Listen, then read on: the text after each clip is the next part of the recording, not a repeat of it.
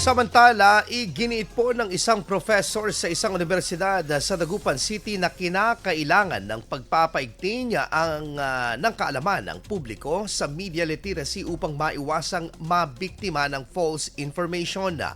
Ayon kay Mrs. Eden Tamonan, IB Communication Advisor at Professor sa Universidad de Dagupan, dapat lamang umano na malinang pa ang kakayahan ng isang tao na matukoy kung ano ang totoong balita at peke, lalo na sa ilalim ng mga social media platforms kung saan laganap ang pagpapakalat ng maling impormasyon. Mainam rin na ang mga kabataan ay may sapat na kakayahan na makapagbigay din ng tulong sa kapwa internet users na makakuha ng tamang impormasyon mula sa mga ginagamit na social media platforms.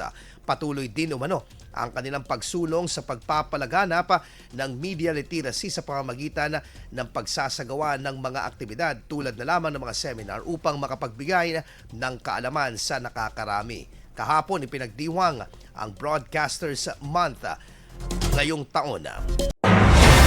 IFM News. IFM News. IFM News.